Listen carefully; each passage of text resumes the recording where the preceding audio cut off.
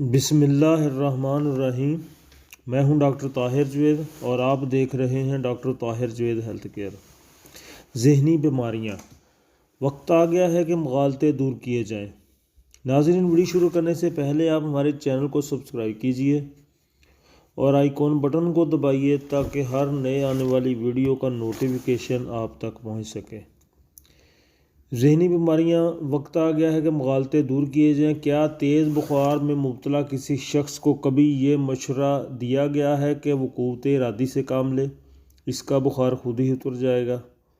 کیا تیز بخار میں مبتلا کسی شخص کو کبھی یہ مشورہ دیا گیا ہے کہ وہ قوت ارادی سے کام لے، اس کا بخار خود ہی اتر جائے گا؟ یا کبھی ایسا ہوا ہے کہ جگر یا دل کے مریض کو ساری دوائیں چھوڑ کر صحت یابی کے لیے صرف خدا کا ذکر کرنے کی ہدایت کی گئی ہو؟ یا کبھی کسی نے یہی دعویٰ کیا ہو کہ صرف سوچ کو مثبت کر لینے سے ہی ناک، کان، گلے اور پیٹ کے تمام امراض فوراً ٹھیک ہو جاتے ہیں؟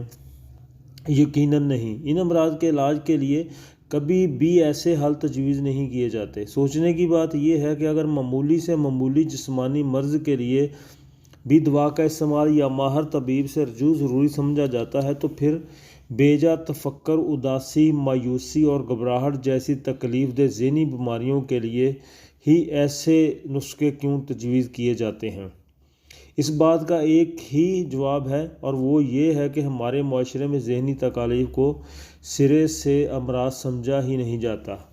اینگزائٹی، ذہنی دباؤ اور ڈپریشن، بلا وجہ افسردگی جیسے عام نفسیاتی امراض خدا پر یقین کی کمی اور وہم پر مبنی رویے قرار پاتے ہیں، جبکہ شیزوفرینیا اور ہسٹیریا جیسے زیادہ پیچیدہ نفسیاتی عوارض کو جادو ٹونے اور جن بھوتوں کی کارروائی سمجھا جاتا ہے۔ نفسیاتی پیچیدگیوں کی علامات دراصل جسمانی اعضاء اور ان کی کارکردگی کی بجائے زیادہ تر مریض کی سوچ، احساسات اور رویوں میں ظاہر ہوتی ہے۔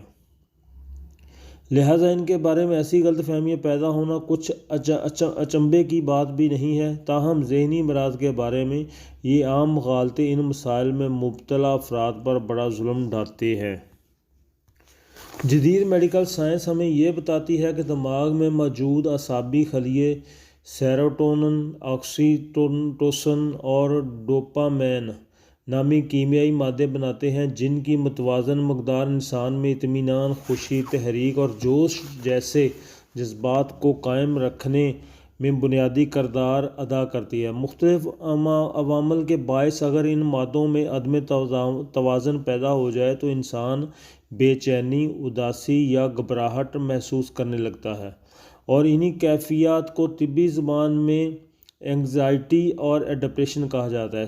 سمجھنے کی بات یہ ہے کہ بعض اوقات روزمرہ زندگی میں تشویش، غم یا خوف کی کوئی ٹھوس وجہ نہ ہونے کے باوجود ان رطوبتوں میں عدم توازن کے سبب بھی انسان ان سبب کیفیات میں مبتلا ہو سکتا ہے۔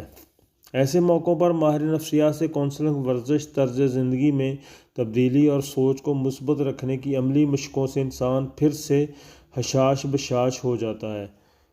اگر ان کوششوں سے افاقہ نہ ہو تو کسی ماہر ڈاکٹر کی تجویز کردہ ادویات کے استعمال سے بھی عصبی کیمیائی مادوں کی مقدار میں توازن پیدا ہو جاتا ہے اور مریض چند ہفتوں کے اندر اندر بہتر محسوس کرنے لگ جاتا ہے۔ اتنے سادہ سے مسئلے کو لیکن ہمارے یہاں اتنا الجھا دیا جاتا ہے کہ متاثرہ شخص کی زندگی بد سے بدتر ہوتی چلی جاتی ہے۔ اینٹی ایکزائٹی اور اینٹی ڈپریسنٹ ادویات کو نشے کا عادی بنانے والی ادویات قرار دے کر ان سے ہر صورت دور رہنے کی تلقین کی جاتی ہے اور مریض کو منفی سوچوں سے باہر نکالنے کے نام پر اسے سخت تنقید کا نشانہ بنایا جاتا ہے۔ تمہیں اب اور کیا چاہیے زندگی میں؟ خدا کا دیا سب کچھ ہے، بے وجہ پریشان رہ کر کیوں نہ شکری کرتے ہو؟ آپ بے چین اس لیے ہیں کیونکہ آپ خدا سے دور ہو چکے ہیں۔ مادہ پرستی دل کا سکون چھین لیتی ہے۔ قناعت اختیار کر لو، سب ٹھیک ہو جائے گا۔ اٹھو، مرد بنو۔ یہ کہ آپ بزدلوں کی طرح کمرے میں دب کر بیٹھے ہو۔ نمونے کے یہ وہ چند جملے ہیں جو تواتر سے متاثرہ شخص کی سماعتوں پر برسائے جاتے ہیں، اس بات کا احساس کیے بغیر کہ جیسے خون میں شکر کی مقدار معمول سے بڑھ جائے تو اسے شوگر کا مرض ہو جاتا ہے، ویسے ہی دماغ میں مخصوص کیمیکل بڑھ جانے سے ذہنی بیماریاں ہو سکتی ہیں جن میں مبتلا ہونا یا ان سے صحت یاب ہونا مریض کی اپنی مرضی اور مزاج پر منحصر نہیں ہوتا۔ جہاں تک بات ہے نفسیاتی مسائل کی حل اور عبادات کے باہمی تعلق کی، تو خالق کی طرف جھکاؤ اور اس کا ذکر بلا شبہ دلوں کو اطمینان بخشتا ہے، لیکن یہ بات بھی ذہن نشین رہے کہ بیماری کا دعا سے علاج کرنے کی تعلیم مذہب بھی دیتا ہے، اور یہی انبیاء کا طریقہ رہا ہے۔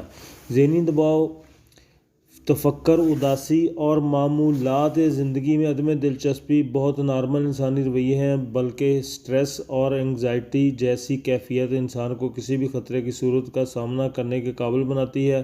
تاہم ماہرین نفسیات کے مطابق اگر ان علامات کا دورانیہ طویل ہو جائے اور شدت اتنی بڑھ جائے کہ باہمی تعلقات اور روزمرہ معمولات متاثر ہونے لگ جائیں، تو پھر انہیں ایک بیماری کے طور پر دیکھا جانا چاہیے۔ عالمی سطح پر طب کا شعبہ بہت ترقی کر چکا ہے۔ بحیثیت قوم میڈیکل سائنس کی اس ترقی میں تو ہم نے آج تک دو کوڑی کا کردار ادا بھی نہیں کیا، لیکن اتنا تو کر سکتے ہیں کہ دوسروں کی تحقیق سے فائدہ اٹھا کر ذہنی صحت کے بارے میں اپنے مغالطوں کو ہی درست کر لیں۔ شاید اس سے نفسیاتی الجھنوں کے شکار حساس لوگوں کی زندگیوں میں کچھ آسانی پیدا ہو جائے۔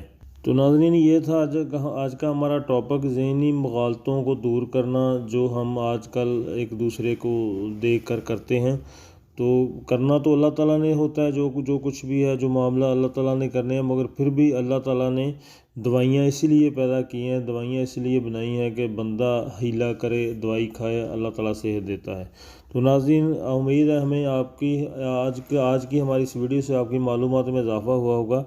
ہمارے چینل کو اسے آگے شیئر کیجئے، اور تاکہ اور لوگ بھی اس سے فائدہ حاصل کر سکیں۔ ملتے ہیں نئی ویڈیو کے ساتھ۔ اپنے میزبان ڈاکٹر طاہر جوید کو اجازت دیجیے۔ اللہ حافظ۔